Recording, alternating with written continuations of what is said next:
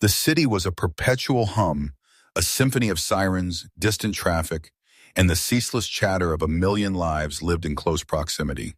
For Leo, it had become a cage of glass and steel, its relentless pulse a constant reminder of a life he no longer wished to lead. At 22, he felt the weight of expectations pressing down, the burgeoning career path his parents envisioned, the social media feed demanding constant curation, the subtle but insistent pressure to conform to a prepackaged existence. He'd spent countless nights staring at the glow of his phone, scrolling through curated perfection, while his soul ached for the imperfect, the wild, the truly real. His escape wasn't a sudden impulse, but a slow, burning desire that had simmered for years, fueled by dog-eared nature magazines and documentaries showcasing untamed landscapes. He longed for the scent of pine needles, the crisp bite of mountain air, the profound silence broken only by the whispers of the wind.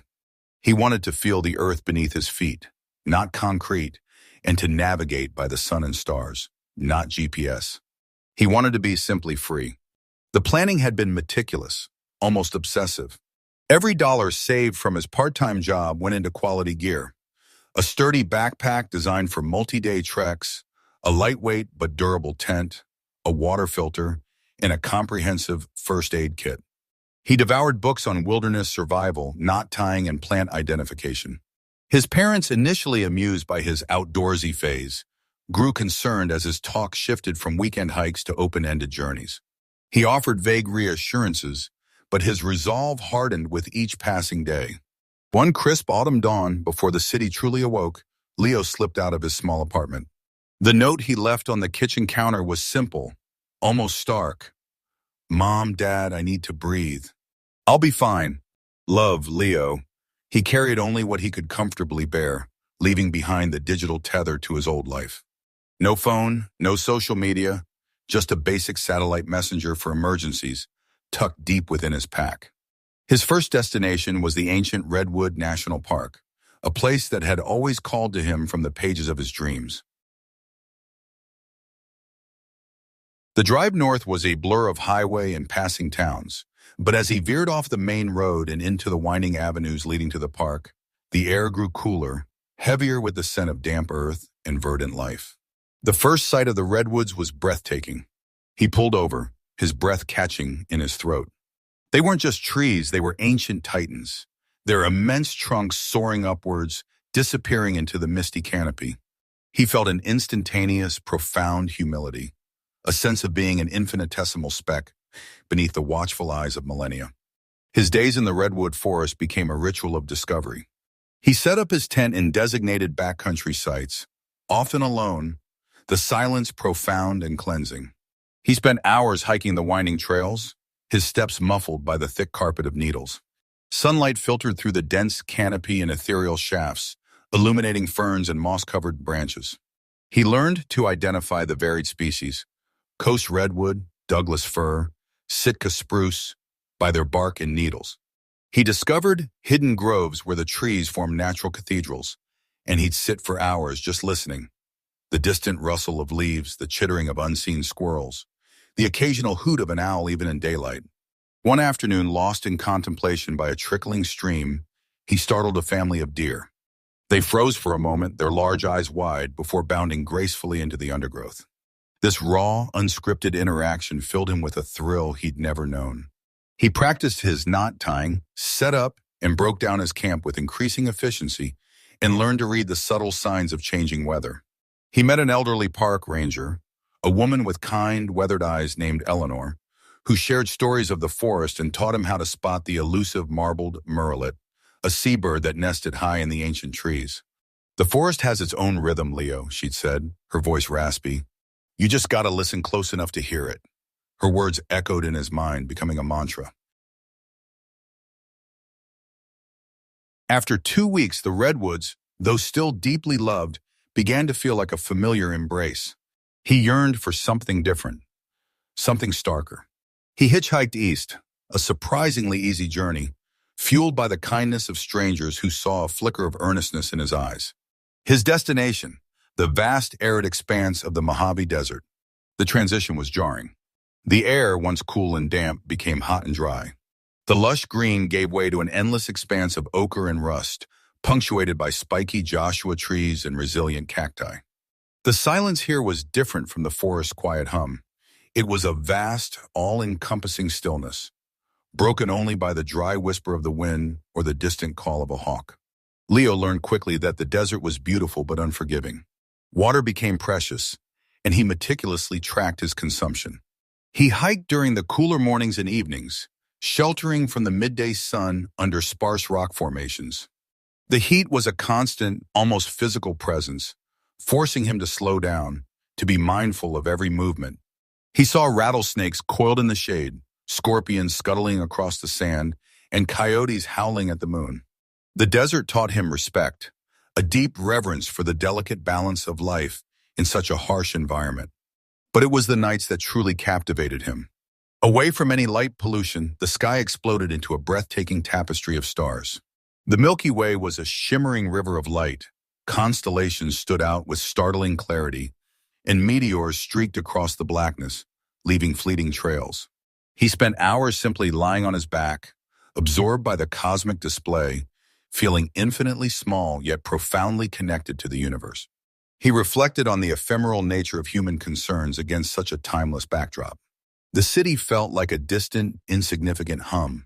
Here, under the Boston ancient skeet bomb, he was stripped bare of all pretenses, left with just himself and the raw beauty of existence. One evening, low on water and feeling the first pangs of exhaustion, he stumbled upon a small, hidden spring, a miracle of life in the parched landscape. Beside it, a weathered old man, his face a roadmap of sun-baked wrinkles, was sketching in a worn notebook. His name was Elias, a lone artist who sought inspiration in the desert's stark beauty.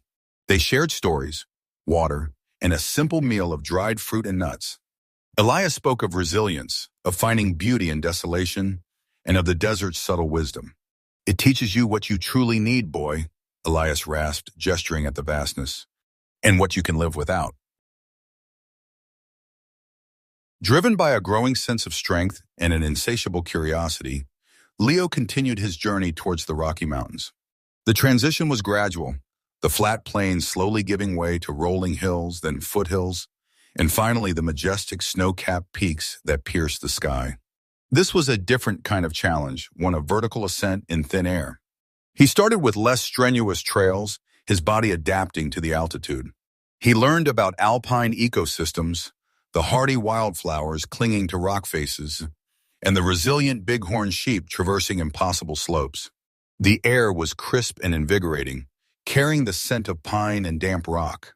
Each summit he reached was a triumph, rewarding him with panoramic views that stretched for miles, a patchwork of forests, lakes, and distant hazy horizons. He felt his lungs burn, his muscles ache, but the satisfaction of pushing his physical limits was exhilarating. One particularly ambitious climb led him to a remote, less-traveled peak. The weather, which had been clear, turned suddenly. Dark clouds rolled in with astonishing speed, and a fierce wind began to whip around him. He found himself exposed, disoriented, and alone. Fear, cold and sharp, pricked at him. He remembered his training, check the map, find shelter, conserve energy. He scrambled into a small, rocky alcove just as the rain began to fall, quickly turning to icy sleet. Hours passed in the cramped space, the wind howling like a banshee, the cold seeping into his bones. He huddled in his sleeping bag, forcing himself to breathe deeply, to remain calm. He thought of home, of the comfort he'd left behind, and for a moment regretted his decision. But then a different thought emerged. He had chosen this. He had sought this challenge. He would endure. When the storm finally broke, revealing a sky scrubbed clean and a world sparkling with fresh snow, Leo emerged from his shelter. He felt utterly exhausted but also profoundly changed. He had faced his fear, endured nature's wrath, and survived. The experience solidified his belief in his own capabilities, his inner resilience. He continued his climb, reaching the summit under a brilliant, sunlit sky. The world spread out beneath him in glorious silence. The victory was not just over the mountain, but over his own doubts. From the rugged peaks, Leo gravitated toward the serene beauty of the Pacific Northwest's rivers and lakes. He invested in a second-hand inflatable kayak, learning to navigate the gentle currents and to paddle across the glassy surfaces of hidden alpine lakes. Here the landscape softened, becoming a tapestry of emerald forests, mist-shrouded peaks, and the shimmering expanse of fresh water. He spent days paddling, his paddle dipping rhythmically into the cool water. He saw otters playing in the shallows, bald eagles soaring overhead, and salmon leaping upstream. He camped on remote islands, the lapping of water against the shore a soothing lullaby. The rhythm of the water began to seep into his soul. He learned to go with the flow, not just literally on the river, but metaphorically in life. He realized that sometimes the best path was not to fight against the current, but to understand it, to move with its energy. He met a small group of environmentalists near a particularly pristine river, working to monitor water quality. He spent a few days volunteering, helping them collect samples and clear debris. He listened as they spoke passionately about conservation, about the interconnectedness of all living things. It was a revelation. His journey had started as a personal quest for freedom, but it was evolving into something more, a deeper understanding of his place within the natural world and a burgeoning desire to protect it. As the season shifted and his journey neared its first full year, Leo found himself drawn to the raw power of the Pacific coast. He explored rocky coves, walked endless stretches of windswept beach, and watched the colossal waves crash against the shore. The ocean was a constant, restless force, a reminder of the sheer scale and power of nature. He collected seashells, watched seals sunbathe on rocks, and marveled at the intricate tide pools teeming with life. He spent his days simply being present, breathing in the salty air, feeling the spray on his face. He had lost track of time in the conventional sense, living by the sun, the moon, and the tides. His body was lean and strong, his skin tanned and weathered. His mind, once a whirlwind of anxieties, was now calm and clear, capable of deep focus and quiet contemplation. He rarely thought of the city anymore, or the life he'd left behind. That existence felt like a distant dream, a life lived by a different person. One evening, sitting on a driftwood log, watching the sun dip below the horizon, painting the sky in fiery oranges and purples, Leo pulled out his map. It was tattered and worn, covered in notes and lines marking his journey. He hadn't reached a definitive endpoint. There was no final destination. He realized his quest wasn't about escaping from something, but about journeying towards himself. He had found a profound sense of purpose and belonging in the vast, wild embrace of the world. He wasn't sure where the unwritten path would lead him next. Perhaps to the great forests of the Amazon, or the vast plains of the Serengeti, or even back to society, but with a different lens, a changed heart. What he knew for certain was that the wilderness had stripped away his fears, nurtured his soul, and shown him the boundless beauty of a life lived authentically. He was no longer just Leo from the city. He was Leo, the wanderer, the observer, the keeper of countless sunsets and silent dawns, forever connected to the pulse of the wild.